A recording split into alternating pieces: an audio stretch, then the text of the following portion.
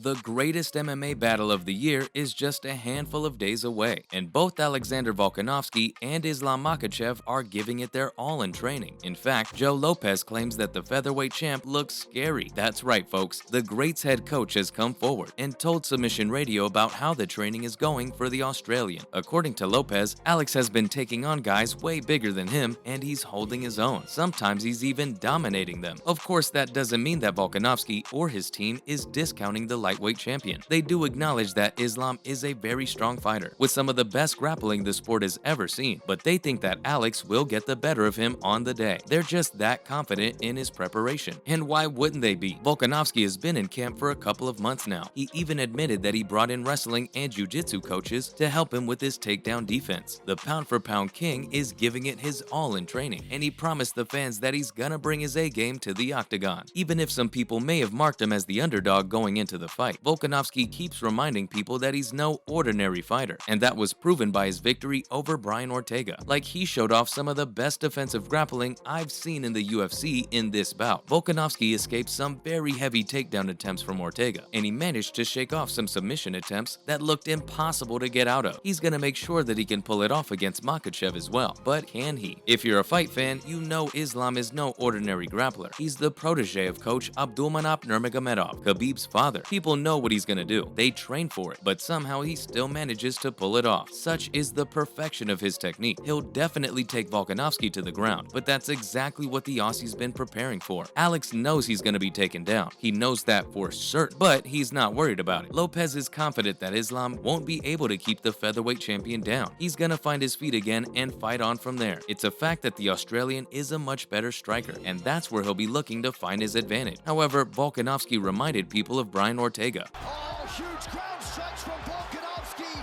One of the best title rounds you will see. Whoa! 25 minutes turned in.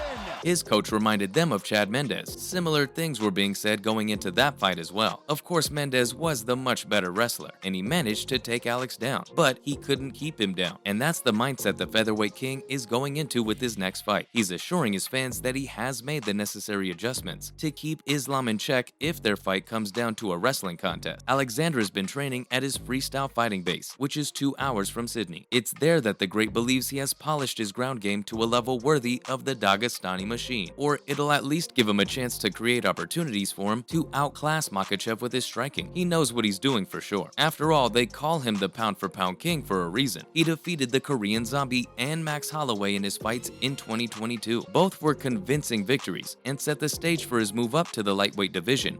Herzog standing by, giving Elkins every benefit of the doubt. Where's the horn? They go to the grounds. There it is.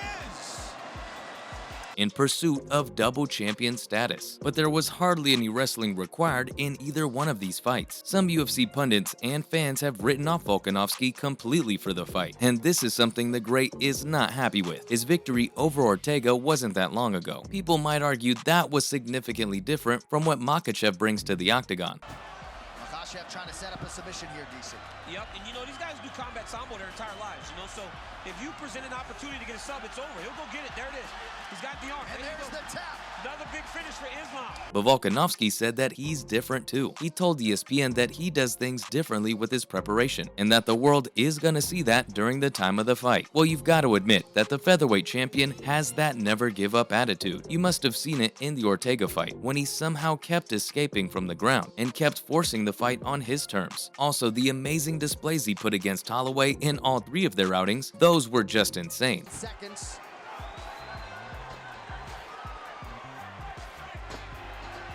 Holloway with the late floating.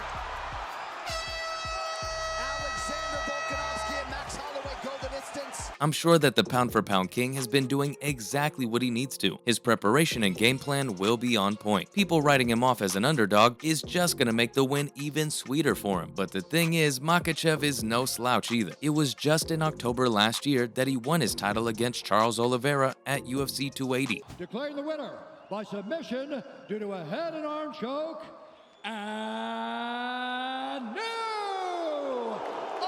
undisputed UFC He executed an arm triangle choke to secure the win via submission, and Oliveira was the guy that everyone was afraid of going to the ground against. He's known as the best finisher in UFC history for a reason. We're working off of that jab early. Oh! Knocked down for Oliveira now. Now a knee to the body for Charles and a right hand. Chandler retreats. Now Chandler is down. Charles Oliveira. But Islam had no problem in finishing him off in style. 4 out of the last 5 of Dagestani's victories have come through submission. I think what's going to be interesting to see who has the advantage. Oh, big left hand on the set. Wow. Islam Makhachev. This just shows his dominance in wrestling and grappling. That's why he's favored to win his bout and end Volkanovski's 22-fight winning streak. When asked about how his ground game is so good, the champion simply replied that it's because he's from Dagestan. According to him, Dagestan is the best in the world for wrestling. Even though it's small, they have many Olympic champions because wrestling is their traditional sport. Everyone in his home state wrestles, even the Uber drivers. And that might sound funny, but I feel that there is some element of truth to it. And you can look no further than Islam's career to see that. Seems like we've seen a change in strategy for Dober, trying to get offensive here off of his back. Look at the shoulder pressure, though. Look at Dober's face. Islam Makhachev submits Drew Dober. He's been training and wrestling since he was a child, and that shows every time he steps into the octagon. In the champion's opinion, in order to be good at wrestling, you've got to train for your entire life. Unlike kickboxing or striking, which you can improve in a few months. Of course, Makhachev has been training in all disciplines of MMA ahead of the fight. He's the successor of the UFC Hall of Famer, Khabib Nurmagomedov after all. The two men may be cousins, but they've been brothers in arms since they were kids. They've trained together for years, and it was Coach Abdulmanap's dream for Islam to take the crown after the Eagle retired. And so far, they've executed father's plan to perfection. Even though Khabib won't be in Islam's corner in the fight, he has helped him out with the preparation for it, and he'll be looking closely at his brother to secure the win. Khabib did say that Alex is gonna be a tough opponent, much tougher than Oliveira was, and Makhachev agrees with that. He acknowledges Volk's striking prowess and thinks highly of the Australian's ability to close the distance. Herzog standing by, giving Elkins every benefit of the doubt. Where's the horn? They go to the grounds. There it is.